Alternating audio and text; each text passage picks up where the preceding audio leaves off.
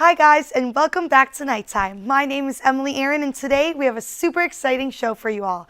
Let's see who knows the most about UCF baseball and softball, and let's see what is going on in the women's basketball Sweet 16. Stay tuned because Nighttime starts now.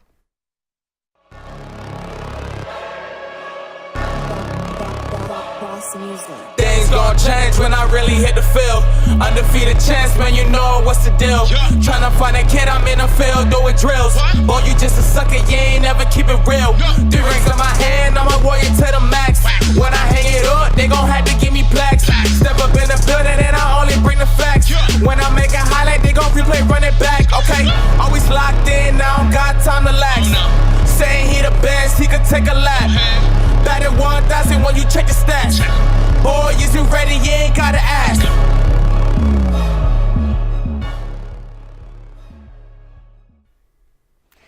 Hello everyone, and welcome back. I have a very, very, very exciting thing to share with you all today. Now, I'm not here with Camden today. I am here with the one, the only Maddie Glass. So if you want to bring it on over to Maddie Glass, she is my co-host today, and I am so excited that she gets to work with me today.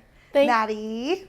Thank you so much for that wonderful introduction. I'm thankful for Emily and Camden to let me co-host, and Camden is getting his teeth cleaned, so he'll be back soon.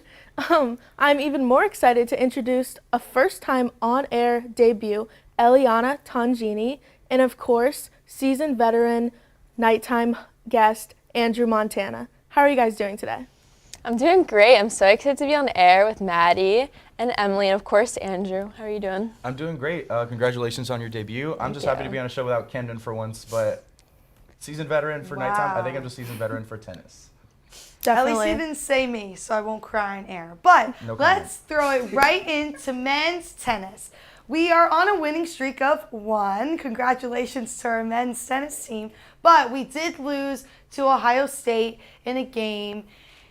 It was really, really devastating. But we did keep our heads up because our lovely duo, which I know Andrew's going to talk about them in a second, but Bogdan Pavel and Leighton Kranya did the best in doubles for UCF, and we always see fantastic work from that duo. We also have our loss versus number 2 Texas in Orlando. We did way better in doubles than singles play during this matchup. But although we did have 2 not so great losses, we did keep our heads up and still played to our best ability. We did get a win over Arkansas. Bogdan Pavel, Yasin Dilmi, and Maddie. I don't know. How do you say his last name, Andrew? I know you know how to say this. I love him. There we go. They were perfect. They did such a phenomenal job. So, Andrew, why don't you take it over and talk about our 3 little games? Yeah, so pretty much we had a rough last couple 8 days. We lost to OSU, as Emily said. We are 0-2 against them in the season, and we haven't gotten a single point off against the Buckeyes. But luckily for us, we do have Bogdan Pavel, Leighton Kranya, our dynamic duo. They are now 30th in the nation according to ITA rankings. And Bogdan Pavel actually entered the game with 65 doubles wins. And after this win, he is now up to 66, which is one of UCF's best, already setting history. Now, against the Texas game, pretty much the same thing. Bogdan and Pavel were one of 2 UCF tandems to win in duos, joined by Paul Collin and Cooper White. Singles was close, however, but Texas ended up getting the 4-3 win, and Arkansas was a must-needed win for our momentum going forward. They were 55th in the nation. We are now up to 57th. We were before the game we were 63rd. We lost a doubles point, but we smoked them in singles. Actually, 5-1 in singles. Ended up being 5-2 in our favor. Hopefully we do a little bit better going forward, but we have some hope. Like you said, with Maddie, Bogdan, Leighton, all the young core, and a couple seasoned veterans as well. 100%. So, Elliana, would you love to throw it into our women's tennis? Let's hear about our loss versus UVA. And I know you had a specific player you wanted to shout out, so why don't you get into that? Yes, I did. So I'm going to talk about our freshman. She's from Melbourne, Australia. Her name is Stephanie Webb. She's really been showing out these past 3 matches. She had 2 of her 3 singles matches she won. She won UVA and Yale, and then we also played NC State, and she had a really close match. She lost in the third set 4-6, but she's really been a key asset to the team recently. Additionally, with her doubles partner Nandini Sharma, they're 3-0 in the last 3 matches. They've only dropped 3 games. So that's really crucial to the success of the team. The past week, she was also named the AAC Player of the Week honors, which is huge for her. First time in her career and the 3rd time this season for the Knights. I think she brings this big youth to the team. She brings fire. You know, she seems really promising in the coming matches. I think she's going to really prove to herself in this season and in her career with the Knights. Overall, the team, though, I think everyone's really playing well individually. You know, they're giving it their hardest, but they haven't really won back-to-back games since they won against LSU and FIU. That was back in February. So they haven't really been winning consistently, but individually, the players are playing well. They just kind of need to, you know, finish out these matches, need to stop forfeiting these games, and they're just not producing the results they need. So hopefully in the coming weeks they will play a lot better. They played Georgia Tech today at 2. They're ranked number 27. I think we're also around the 20s right now. I believe we're 23 in the ITA rankings. So it should be a good match to see how that plays out. So we'll see how that goes this week. Yeah, Andrew and Elliana, so both tennis teams actually have a string of conference games that they're about to play. Do you guys think both teams can put together a run and maybe do some damage in the AAC tournament? You'll go first. Yeah, I mean, we're seeing a lot better things from the women's tennis team, especially with this duo really on a roll. So hopefully they can pull out some wins for us. What about the men's? Yeah, same thing. We're going up against Wichita State, Memphis, Tulane, 3 weak opponents. And 2 of them are going to be in town, so hopefully we can get away with a win. Right. Thank you guys so much for joining us in this segment. We are going to toss it over to my nightlight. My nightlight player is one of our lovely softball players, and that's all I'm going to give you. So let's see if you can get it after this commercial break.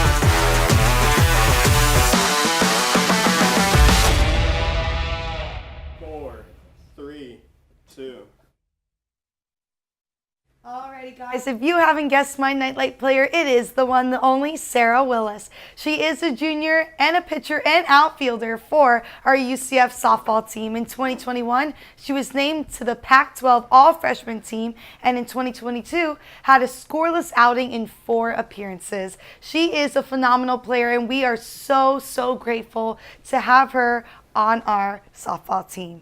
Now, we are joined by our favorite regulars on Nighttime. We have Nate Marrero and Lexi Zollo. Everybody, how are you doing? I'm doing great today. I love being on Nighttime, so I'm so happy to be here.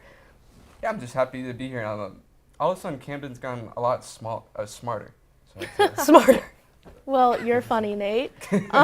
Let's get right into this baseball team. I know they've impressed. We've been surprisingly present about their baseball team. So Nate, what has impressed you the most about this team? I mean, it's their offense. I mean, they've just been absolutely mashing. I mean, you look at Dartmouth, they scored 16 runs on Friday and then 12 runs on Saturday. I mean, when their offense explodes, like they've been carrying the team. So that's really been what's been carrying them so far this season. Yeah, I've been loving our baseball team. I actually go to quite a few games, I really enjoy it. We always park out in the outfield as well, and we stand like on top of trucks, so then we look over the fence. So I have a great view of the game. And not only that, I get a great view of JRP playing in the center field. He's killing it out there. That's my girl. Actually, I was here for the beginning of spring break, so I was able to make it to the FSU double header, 2-day series. 2-game series. 2-game series. And it was actually, I think it was hilarious because on March 14th is known as Pi Day. The score was 3-14, so 3.14.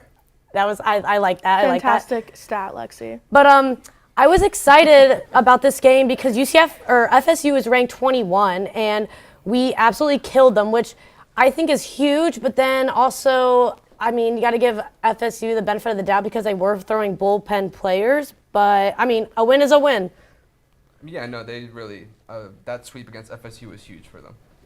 Yeah. Right. The FSU game was fabulous. I was very, very excited to see the outcome of that game.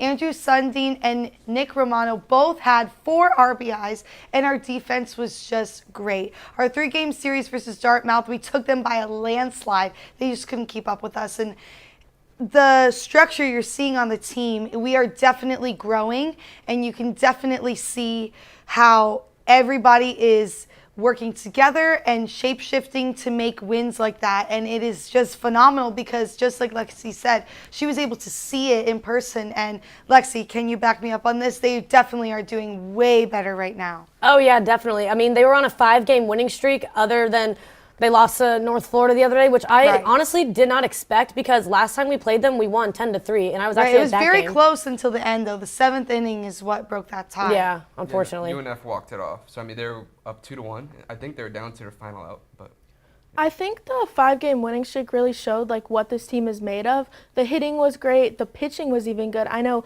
Nate, you wanted to mention a specific pitcher that really impressed you. Yeah, Rudy Gomez, in back-to-back outings, he's had a career high in strikeouts. I believe he had 11 against Troy, and then he had 12 against Dartmouth. He's really been the rock on a pitching rotation that head coach Greg Lovelady's still trying to make work.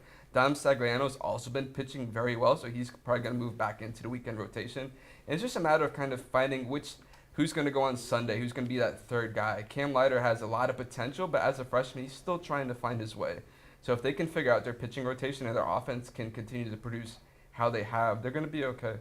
Right, 100%. Now let's throw it right into our softball team. And now, I hate to be the bearer of bad news, but our softball team is just not doing too hot right now. Like, I am really, really upset to say this because they are just so fun to watch. But man, the games versus Oklahoma State just were not good at all. And I am just devastated to even have those words come out of my mouth. The games versus Arizona State, we did win the first game, but the next games were just not good.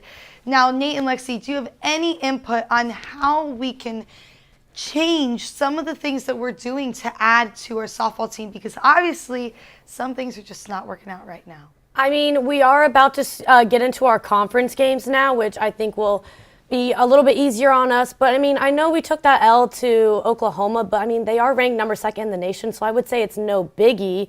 But I think some way we can actually turn this around is one of our pitchers, Grace Jewell, who happens to be my spotlight player, she has been on fire. I mean, last game when we played Arizona, we won, and she had a no-hitter, which is incredible. And to top that off, her ERA is 2.35. And it went up a little after our loss to Oklahoma, which is pretty good because, I mean, they are ranked 2nd. But I feel like in the beginning of the season, she wasn't like anything crazy. I mean, she was still great, but now she's really upped her pitching and is locked in and has emerged as UCF's ace. Yeah, Grace Jewell put up an insane individual performance, but I think the softball team right now, they're just a bit inconsistent. They play a lot of ranked opponents, but I think improving on the inconsistency can really help their season. But I'm talking to Nate. What do you think they can do to better their play?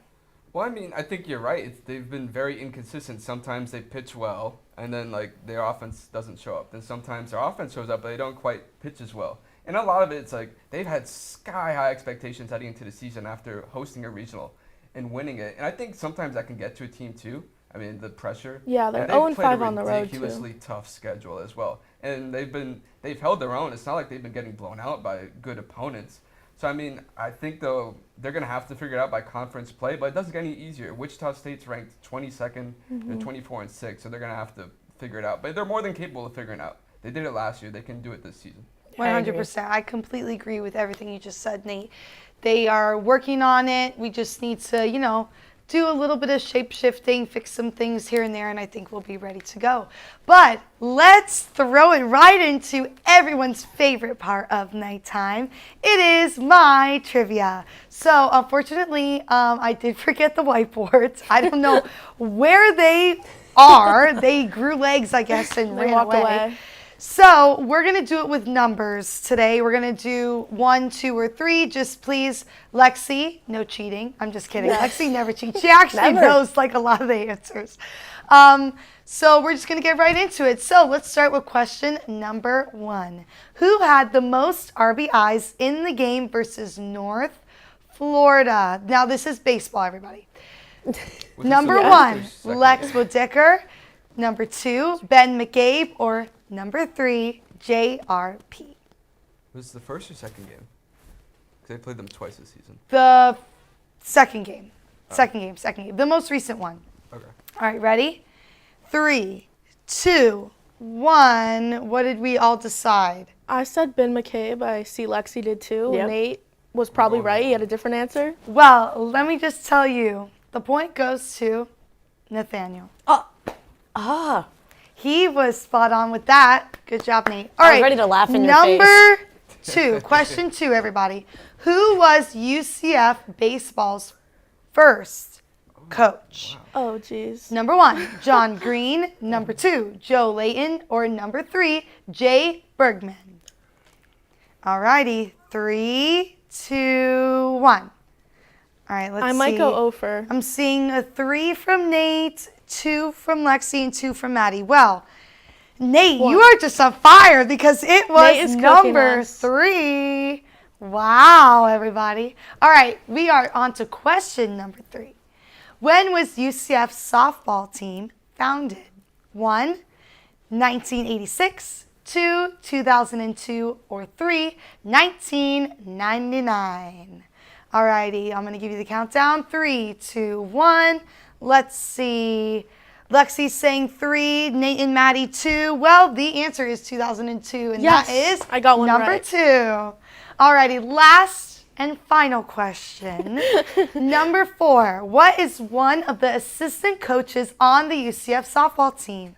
Number 1, Jen Salling. Number 2, Gabby Johnson. Or number 3, Carol Biggins. I don't feel good about I this definitely one. know which one it isn't. All right. Yeah, if you guys have done the other trivia, If you've watched any nighttime you will episode, know which one of these names is fake. So, well, it's a real name, but not a person that goes here. All righty, 3, 2, 1. What are we picking, people?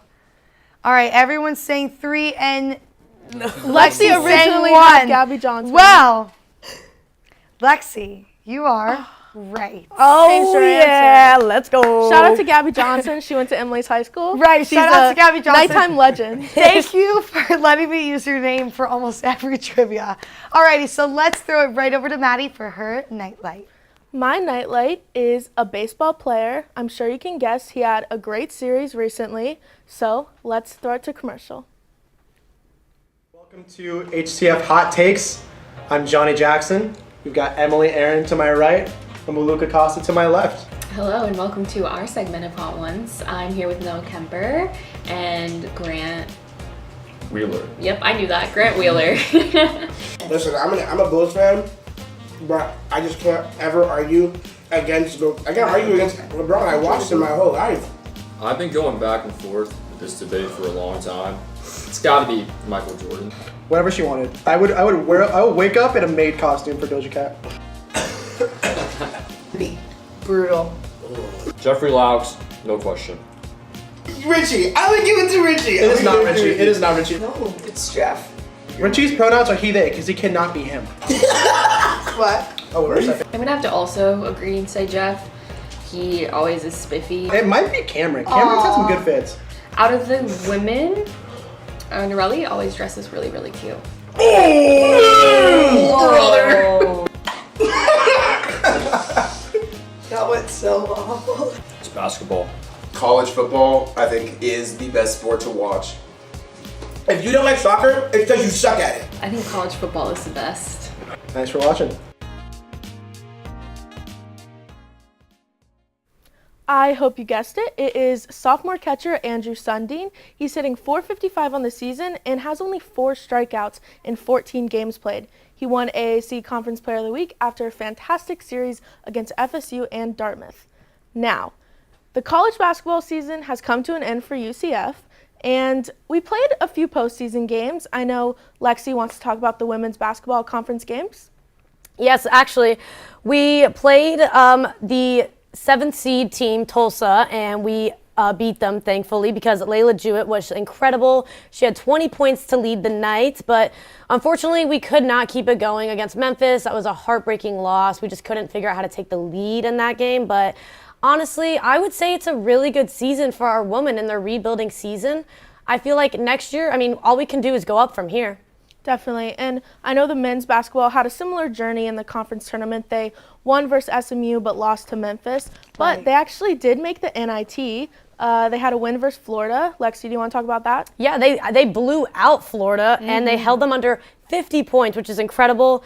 But then they lost to Oregon to end their season. But I feel like, having that blowout to Florida was a great way to end the season.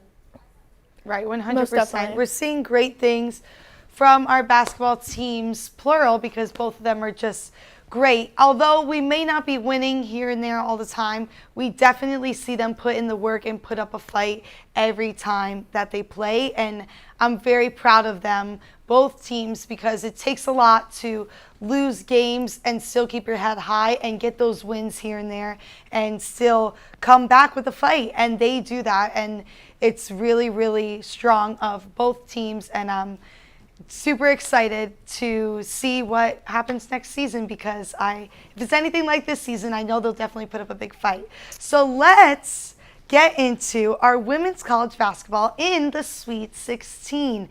Now, all 3 of us did pick a very specific team that we are rooting for, but Lexi, I'm going to throw it over to you because you have all the info on your team. I'm not even going to spoil anything. Let's just throw it right over to you.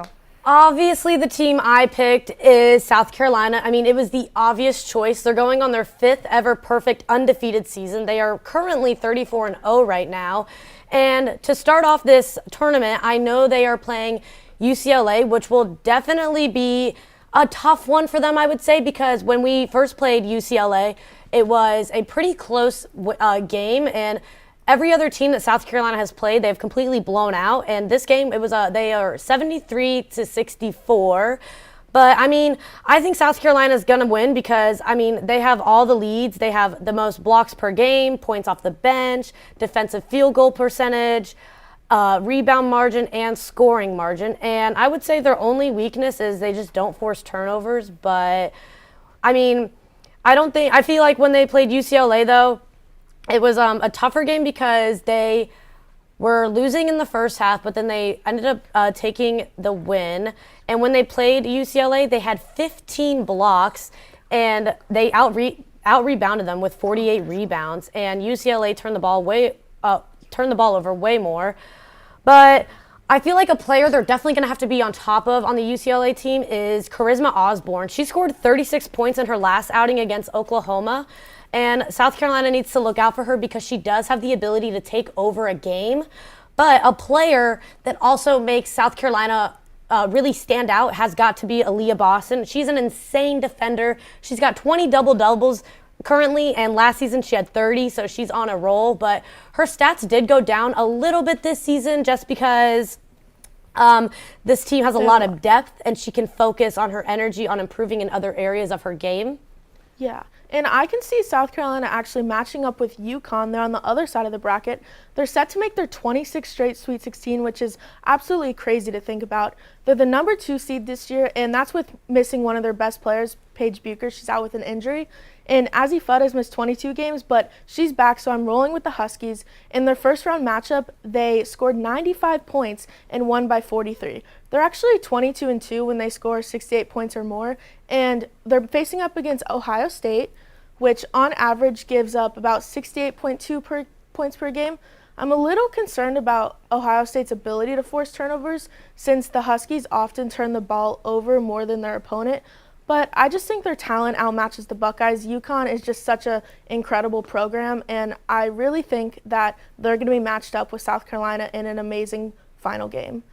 Emily, I know you want to talk about UConn's date with Ohio State, so take it away. I do. Thank you, Maddie. Now, my team that I am rooting for is Ohio State. Now, that was kind of in honor of Camden not being here, but Ohio State is a team to look out for. They are doing really, really, really good, and I'm actually not nervous about their matchup versus UConn on Saturday because I definitely think that they have it in them to put up a fight and to take out a win over UConn. Now, UConn does have some great players, but Ohio State is just, I want to say, the going to be it team. I definitely think that they have a little bit of work to do, but just like our UCF basketball teams, they need a little bit of work, but with a little bit of work and a little bit of perseverance, they will make it to the end. And that's why I'm picking Ohio State, because they're on a winning streak of 2 right now.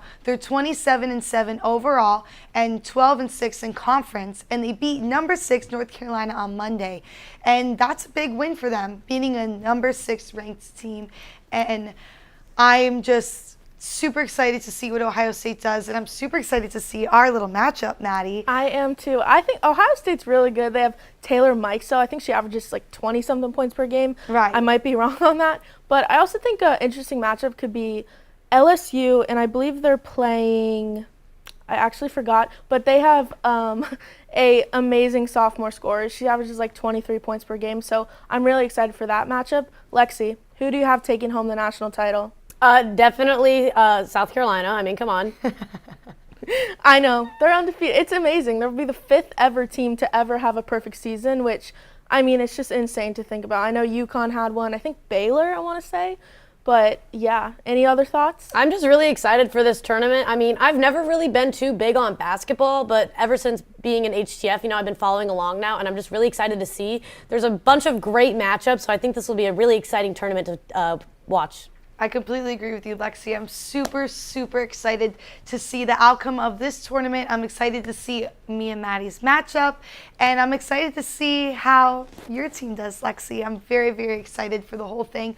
But unfortunately, that is all the time we have left for today's show. Thank you so, so much to the wonderful Maddie Glass for filling in for Camden today. I couldn't have picked, or well, I didn't really pick, but I was super excited that you were here because you are just so amazing, and I'm so, so glad that Camden decided to pick you to fill in because he couldn't have picked a better person Emily. to fill in the shoes of Camden, Maddie. I love being with you. I love talking to you. So I'm so excited, and Yay. I believe Nighttime will be back next week. Yes, it will. See you guys next week.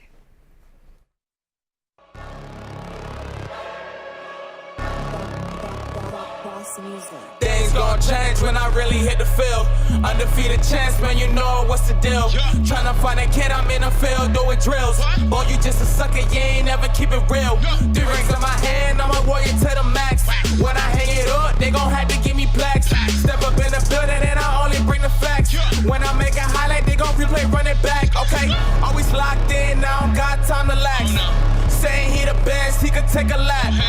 Batted 1,000.